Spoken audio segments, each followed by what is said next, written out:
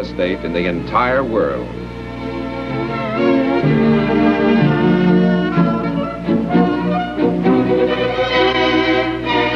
In another sense, this famed arch, dedicated in 1895 to commemorate the 100th anniversary of President George Washington's inauguration, is a gateway between the bustling commercial world of Upper Manhattan and a dreamer's nostalgic paradise. For spacious Washington Square, which contains the arch, is literally the front yard of Greenwich Village, cradle place of art in America.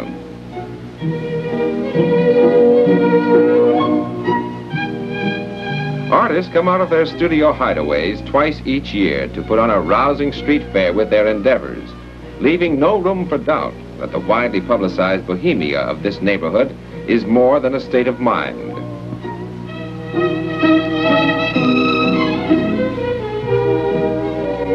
Exhibits contain everything from modest simplicity to bold surrealism. My all-time favorite of the entries is this one, of the arch and a double-decker Fifth Avenue bus. Of course, it could be that I'm a little partial, being a double-decker bus myself. That's mainly what I want to talk to you about, me. As I speak, I'm 125 blocks uptown from Washington Square, parked on my company's garage roof of all places, with a whole bunch of other idle double-deckers. And something tells me we're getting the air up here in more ways than one. No one ever comes around to bother with us anymore, except a fellow who makes notes on a pad, with what looks to me like a junk dealer's gleam in his eye. I'm that bus way down there in the shadow. See me? Number 2149.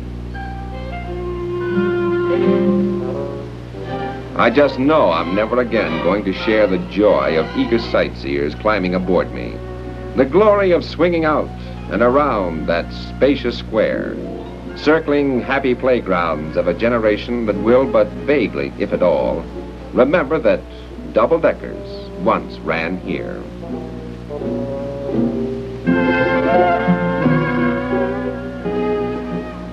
Leaving Washington Square behind, drivers almost invariably hustled our customers up Lower Fifth Avenue at breakneck speed, past the old red brick where Mark Twain once lived, and past romantic sidewalk restaurants. The congested blocks of commercialism always set us to crawling soon enough. The first traffic bottleneck was at Madison Square, where Fifth Avenue, 23rd Street, and Broadway cross each other. But sightseeing passengers never minded because it gave them a better chance to see New York's first steel skyscraper, the Flatiron Building, so called because of its triangular shape. From some angles, this building appears no wider than the thickness of its outer walls. Scarcely were my passengers settled back in their seats when I'd have their eyes popping again, this time to get a glimpse of the little church around the corner, famous spiritual sanctuary of theatrical folks. 20 to 30 weddings sometimes pass through this romantic little doorway in a single day. More couples have said their I-do's here during the past 100 years than at any other church in the world. Looking up from the hemmed-in churchyard, an unusual view can be had of the 102-story Empire State Building commanding the sky from 5 blocks away. How do I know all this? Listening to passenger chatter for so many years, I've become quite an authority about things along my route. For instance, the Empire State has 6,540 windows with 70 acres of glass, nearly 70 miles of elevator shafts with cars that zoom 80 floors a minute.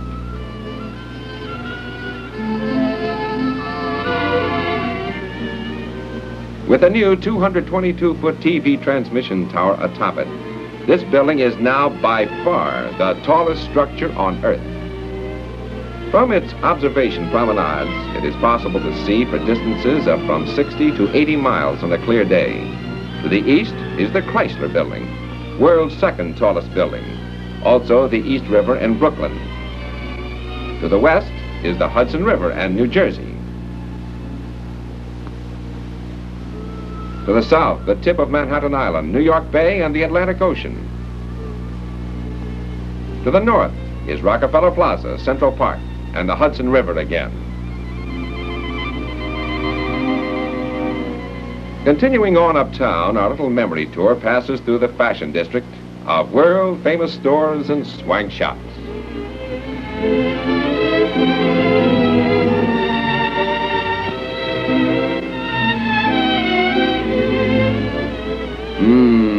Smell that?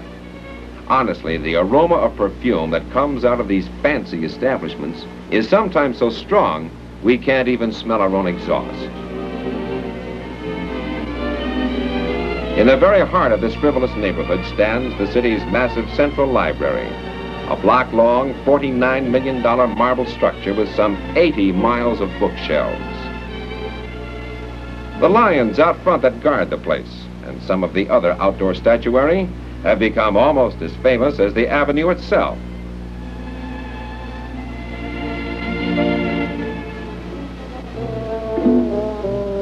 Uh-oh. Sorry to interrupt our trip, folks, but here comes that man after me.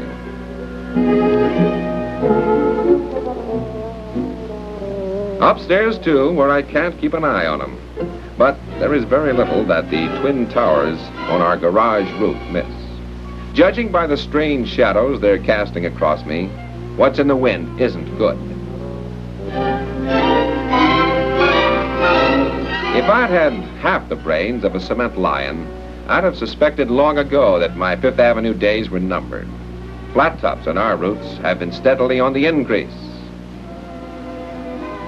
Flat tops is what our drivers call the new single-deck diesels. Queen Mary's is what we double-deckers have always been called. Our great size, you know. Why, even without motor and passengers, we weigh 26,000 pounds. You've guessed it. It's St. Patricks Cathedral we're stopping at now, one of the biggest churches in America. It has seats for 4,500 people.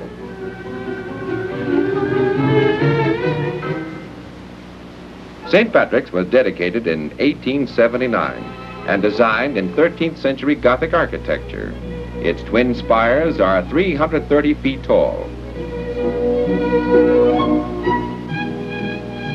Directly across the avenue is, you're right again, Rockefeller Plaza, with its 12 1/2 acres of skyscrapers, a complete city within a city.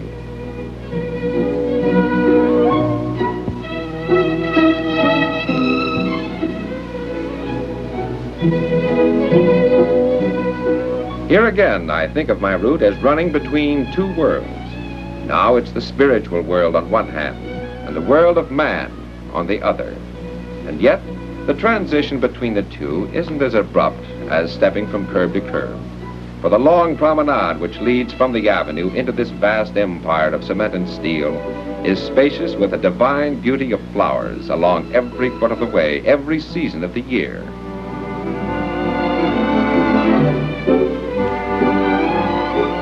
At the end of the promenade, in a sunken garden area, nearly 1,000 feet below the plaza's tallest tower, the transition becomes suddenly total, with music, laughter, the flow of gaiety everywhere.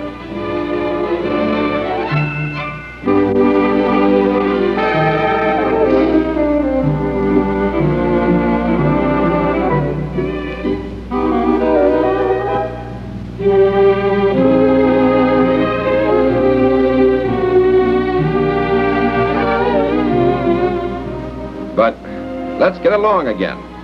We're traversing Riverside Drive now, beside the Hudson River. Why the sudden switch from Fifth Avenue? Well, swank Upper Fifth is all flat-top territory now. Understand, I'm not complaining about this Riverside route. It's got class, too. At one place, we pass smack between Riverside Church, built by the Rockefellers, with the world's largest carillon, and General Grant's $600,000 air-conditioned tomb. As if the breeze from the Hudson isn't enough.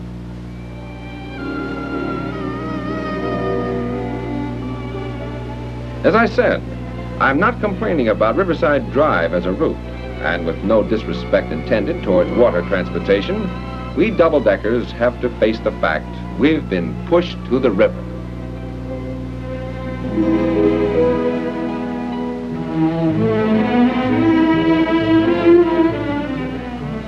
Oh, to have been born a steamship. Well, at least I've been called a Queen Mary.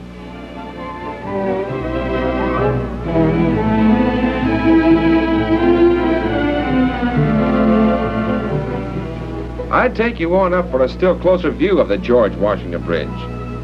But that man, he's making me so nervous.